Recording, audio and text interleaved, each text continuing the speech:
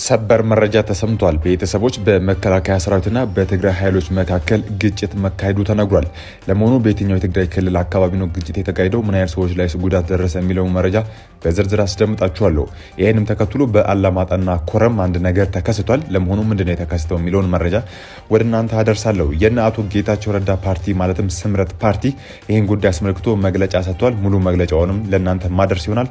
መረጃውን በዝርዝር ላስደምጣችሁ ተከታተሉ። በኢትዮጵያ መንግስትና በትግራይ ኃይሎች መካከል ግጭት መካሄዱን የፈረንሳይ ዜና ወኪል ኤኤፍፒ እና ሮይተርስ የደህንነትና የዲፕሎማቲክ ምንጮችን ጠቅሶ ዘግበዋል። በሰሜኑ ኢትዮጵያ የአማራና የትግራይ ክልል አዋሳኞች አካባቢዎች ላይ ከዚህ ሳምንት መጀመሪያ አንስቶ ግጭቶች እየተካሄዱ መሆናቸውን የሚያመለክቱ ዜናዎች የተሰሙ ቢሆንም ተጨባጭ መረጃ ማግኘት አዳጋች ሆኖ ቆይቶ ነበር። ግጭቶቹ የተቀሰቀሱት ጸለምት በሚባለው የአማራ እና የትግራይ ክልል በይገባኛል በሚወዛገቡበትና በአማራ ክልል ቁጥጥር ስር በሚገኘው አካባቢ መሆኑን ያመለከተው የዜና ወኪሉ አንድ የደህንነት ምንጭ ሁኔታው እየተባባሰ እየሄደ ነው ሲል እንደነገሩትም ገልጿል። በተጨማሪም ስማቸው እንዳይጠቀስ የጠየቁ ዲፕሎማሲያዊ ምንጭ ለኤኤፍፒ እንደተናገሩት የትግራይ ኃይሎች ከኢትዮጵያ ሰራዊትና ከአማራ ሚሊሻዎች ጋር እየተዋጉ ነው ብለዋል። ምንጩ አክለውም ባለፉት ቀናት ግጭቶች እንደነበሩ የተረጋገጠ ነው፣ ነገር ግን ትናንት ማለትም ሐሙስ ስላለ ሁኔታ የምናውቀው ነገር የለም ብለዋል። ጠቅላይ ሚኒስትር አብይ አህመድ የምስራቅ አፍሪካ ጉዳዮች አማካሪ አቶ ጌታቸው ረዳ ረቡዕ ዕለት በማህበራዊ ሚዲያ ገጻቸው ላይ ህወሓት ውስጥ የሚገኙ የስልጣን ጥም ያለባቸው ግለሰቦች ትግራይ ወደ ሌላ ዙር ጦርነት ሊያስገቧት እንቅስቃሴ እያደረጉ ይገኛሉ በማለት በትግርኛ ጽፈዋል። የቀድሞ የትግራይ ክልል ጊዜያዊ አስተዳደር ፕሬዝዳንት አቶ ጌታቸው ግጭት መካሄዱን በሚያመለክት ሁኔታ የህወሓት መሪዎች ወጣቶችን ለጉዳት የሚዳርግ የጦርነት ስልት መከተላቸውን ጠቅሰው ከእንግዲህ አጉል መስዋዕትነት አልከፍልም ብለህ ተቃውሞህን አሰማ በማለት ጥሪ አቅርበዋል። አንድ ስማቸው ያልተጠቀሰ የአካባቢው ነዋሪ ግጭቶች መካሄዳቸውን አረጋግጠዋል። ነገር ግን ኤኤፍቢ ለፌዴራል መንግስት ሰራዊትና ለህወሓት ጥያቄ አቅርቦ ምላሽ እየጠበቀ ነው። በተመሳሳይ ሮይተርስ የዜና ወኪል አንድ የዲፕሎማቲክ ምንጮች ጠቅሶ በዚህ ሳምንት በምዕራብ ትግራይ ለአጭር ጊዜ የቆየ ግጭት በመከላከያ ሰራዊትና በትግራይ ኃይሎች መካከል መካሄዱን ዘግቧል። ግጭቱን በተመለከተ የፌዴራል መንግስቱም ሆነ የትግራይ ክልል ጊዜያዊ አስተዳደር እስካሁን ያሉት ነገር የለም። ይህንንም ተከትሎ የኢትዮጵያ አየር መንገድ ከትግራይና ወደ ትግራይ የሚያደርጋቸውን በረራዎች ከእቅዱ ውጪ በመሆኑ ምክንያት መቋረጣቸውንም ለመንገደኞች በአጭር ጽሑፍ መልእክት ትናንት አመሻሽ ላይ ካስታወቀ በኋላ በዛሬው ዕለት በረራዎች ተቋርጠዋል።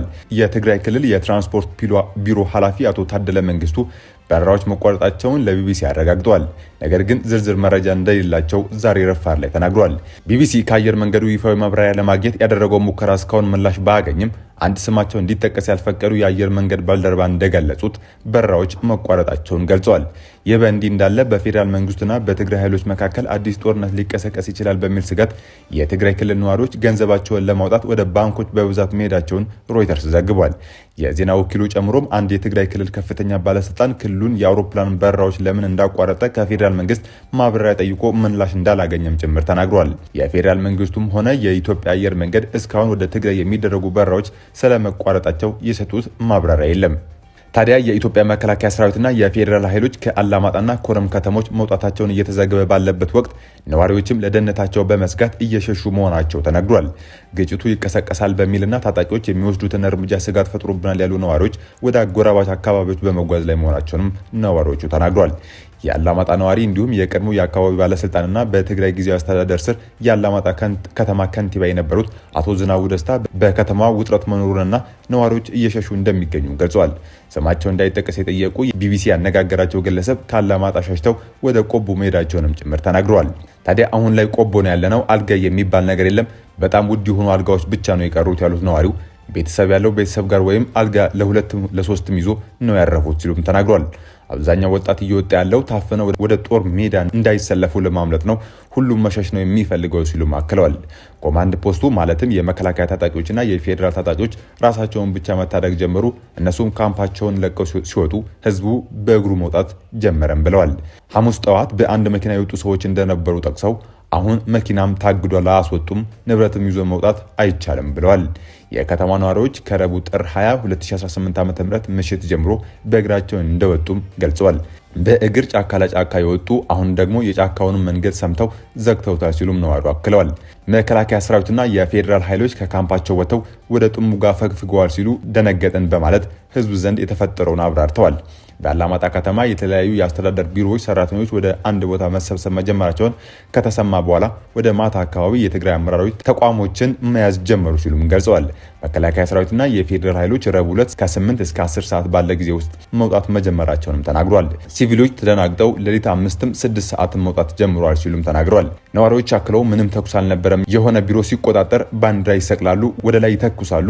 የተኩስ ልውውጥ አልተካሄደም። አርሚ 24 እና አርሚ 33 የሚባሉ በከፍተኛ ቁጥር እየገቡ ነበር ብለዋል። ለደህንነታቸው ሲባል ስማቸው እንዳይገለጽ የፈለጉ አንድ የቀድሞ የአካባቢ ባለስልጣን የፌዴራል ኃይሎች ከተማዋን ለቀው የወጡት ሌሊት 8 ሰዓት ጀምሮ እንደሆነም ተናግረዋል። አወዛጋቢ ቦታ ነው፣ ፌዴራል ነበር የሚቆጣጠረው፣ በሁለቱም ወገን ያለው የመንግስት መዋቅር ይፈርሷል፣ ኮማንድ ፖስት ነበር የሚያስተዳድረው ብለዋል። የቀድሞ ባለስልጣን አክለውም አሁን ግን ሙሉ በሙሉ ሰራዊቱ ስለወጣ ሙሉ ሌሊቱን በታጣቂዎች ሰው ሲታሰርና ሲታፈን ነው ያደረው፣ ዘረፋም እየተፈጸመ ነው፣ ብዙ ነዋሪ ወደ ቆቦና ወልዲያም ሸሽቶ ወጥቷል ብለዋል። በአካባቢው ምንም አይነት ተኩስ እንዳልነበረ ነዋሪዎች ለቢቢሲ ገልጸዋል። የትግራይ ኃይሎች የተለያዩ አርሚዎችን ሲያስጠጉ ስለነበር የፌዴራል ኃይላቸውን ለመሰብሰብ ብለው በስፍራው ሳይወጡ እንዳልቀረም አመላክተዋል።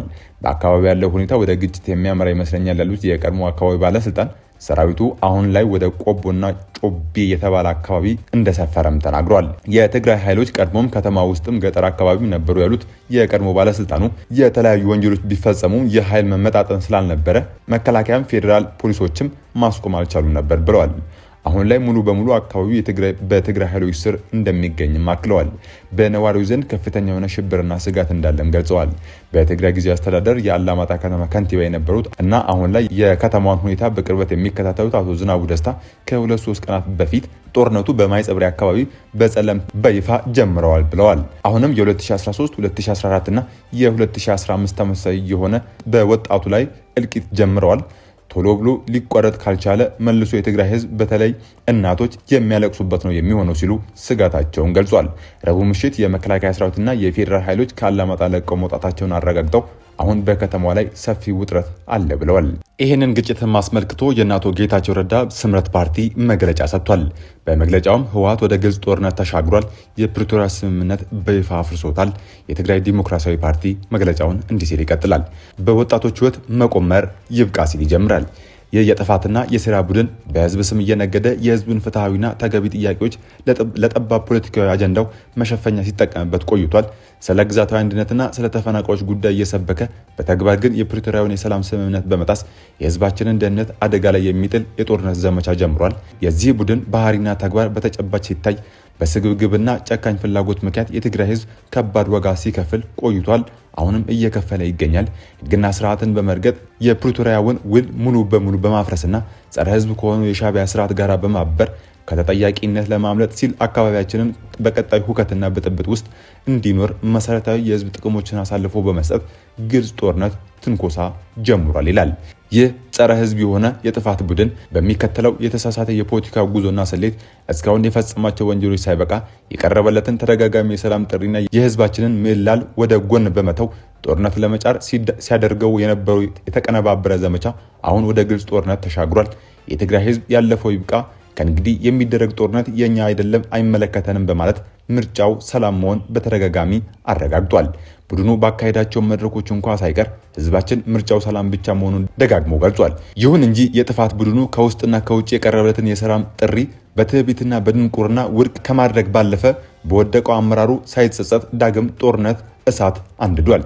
የቡድን በኡመራ ድንበር የጀመረው ጦርነት የትግራይ ህዝብ ተመልሶ እንዲጠፋና እርሱ ከተጠያቂነት እንዲያመልጥ የሚረዱትን የጥፋት መንገዶች ሁሉ እንደ ስልት በመከተል ወደ ጥፋት አዘቅት እያመራም ይገኛል። በጓዶቻችን ቀይ ደም የተፈረመውን የፕሪቶሪያው የሰላም ስምምነት ገና ከጠዋት ያልተዋጠለት ይህ ቡድን ከህግደፍ ጋር በመላላክ ውሉን ለማፍረስ ብዙ ከሄደ በኋላ አሁን ላይ በይፋ አፍርሶታል እያለ ይቀጥላል መግለጫው።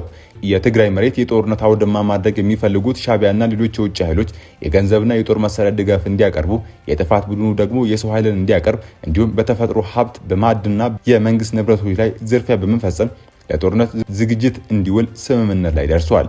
ይህ ቡድን ከሻዕቢያ የተሰጠውን ተልዕኮ በመቀበል ለትግራይ ግዛታዊ አንድነት ምንም ትርጉም የሌለው እስከ አፋርና ጎንደር ክልል የሚደርስ መጠነ ሰፊ ጥቃት ለመሰንዘር ዝግጅቱን አጠናቆ ለህዝብ እንኳን በይፋ ሳይናገር የኃይል እንቅስቃሴና የተኩስ ልውውጥ እያደረገ ይገኛል።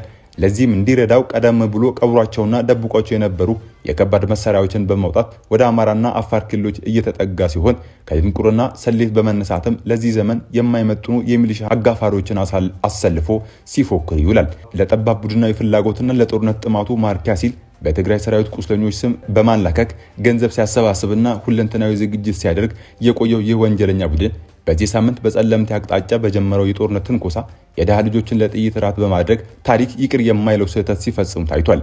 ይህ የትንኮሳ ተግባር በአሁኑ ሰዓት በግዛታዊ አንድነት ሽፋን በሁሉም አቅጣጫ ጦርነት ለመቀስቀስ የውጭ ኃይሎችን የጦርነት እቅድ ለማሳካትና የኢትዮጵያን መንግስት በኃይል ለመገልበጥ የታለመ መሆኑን ተጋልጧል። ጀግናው የትግራይ ሰራዊትም ይህንን የሚሊሻ ውሳኔ አስቀድሞ በመረዳት እየፈረሰ መሆኑ የሚደገፍ እውነት ነው። በሁሉም ክፍሎች የሚገኝ ተዋጊ ሊከተለው የሚገባው የህይወት ማዳን ውሳኔ ይህ ነው። ስለሆነም በዚህ አደገኛ ጦርነት ቀጥተኛ ተጎጂ የሚሆነው በአጠቃላይ ህዝባችን በተለይ ደግሞ የትግራይ ሰራዊት መሆኑን በመረዳት በህግደፍ በሚመራው በዚህ የባርነት ጦርነት ተፈናቃዮችን የማይመልስ ግዛታዊ አንድነት የማያረጋግጥ ይልቁንም በነበረው የሀዘን ቤት ላይ ሌላ ሀዘን የሚጨምር በመሆኑም የትግራይ ወጣት ራስህን በማንኛውም መንገድ እንድታድን የስምረት ድርጅት ጥሪ ያቀርባል ይላል መግለጫው።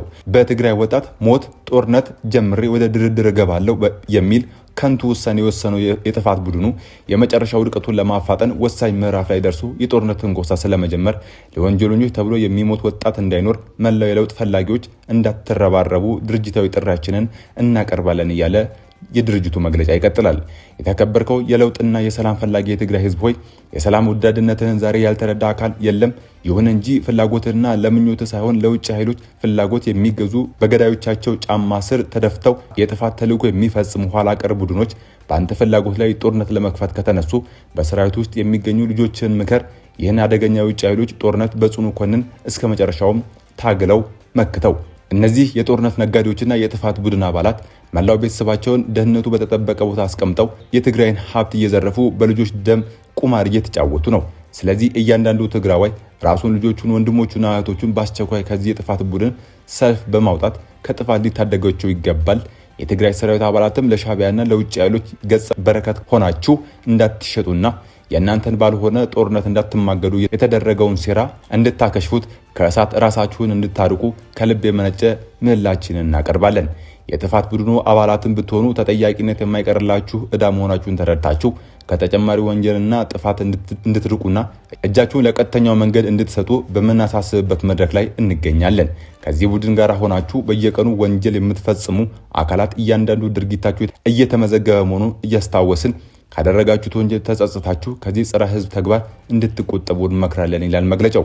አንዳንድ ባለሀብቶችና ግለሰቦች ስግብግብ ፍላጎታችሁን ለማርካት ያለ ህግና ስርዓት በዚህ ቡድን የሚሰጣችሁ መሬት የህዝብና የመንግስት ሀብት በመሆኑ እየወረራችሁት ያለው የእያንዳንዱ መሬትና የተፈጥሮ ሀብት እየተመዘገበ ነው። በህግ መጠየቃችሁ ስለማይቀር አሁንም አልረፈደም፣ ከድርጊታችሁ ተቆጠቡ። የተከበርከው መላው የትግራይ ህዝብ በተለይም ተፈናቃዮች አሁንም ግልጽ እንዲሆን የምንፈልገው በህገ መንግስቱ መሰረት የትግራይ ግዛት ወሰን ሊከበርና ተፈናቃዮች ደህንነቱ በተጠበቀ መንገድ ሊመለሱ ይገባል። ይህ የስምረት ድርጅት መርህና መብት ለድርድር የሚቀርብ አጀንዳ አይደለም። ነገር ግን ይህ በሰላማዊ በህጋዊ መንገድ በፕሪቶሪያው ስምምነት መሰረት የሚፈጸም እንጂ በጦርነትና በዛቻ የሚመስል አይደለም። ዓለም አቀፍ ማህበረሰቡም የፕሪቶሪያውን ስምምነት ለማስፈጸም ሁለንተናዊ ጫና እንዲያደርግ እየጠየቅን ይህንን የሰላም ምክር የማይሰማውና የሰላም እንቅፋት የሆነውን የጦርነት ነጋዴ ቡድን ከትግራይ ህዝብ ትከሻ ላይ እንዲወርድ እንዲተባበር ጥሪያችንን እናቀርባለን። የጨካኝ ቡድን አሁንም የትግራይን ወጣት ወደ ጦርነት እየማገደ ይገኛል። ይህ አደገኛ የጦርነት እቅድ ለማምከን ብቻ ሳይሆን ትግራይና ህዝቧን ዘላቂ ሰላም እንዲያገኝ ከትግራይ ህዝብና ከለውጥ ፈላጊዎች ጎን እንድትቆሙና የምትችሉትን ድጋፍ ሁሉ እንድታደርጉ የስምረት ድርጅት ይጠይቃል። በወጣቶች ህይወት መቆመር ይብቃ፣ ለሰማዕታታችን ዘላቂ መታሰቢያ ይሁን በማለት መግለጫውን ያበቃል ስምረት ፓርቲ። ከዚህም ጉዳይ ጋር በተያያዘ በተጨማሪም አዳዲስ መረጃዎች የሚወጡ ከሆነ ወደ እናንተ ማድረስ ይሆናል። ታዲያ መረጃውን እንዲደርሷችሁ ሰብስክራይብ ማድረግ እንዳትረሱ። ሰናይ ጊዜ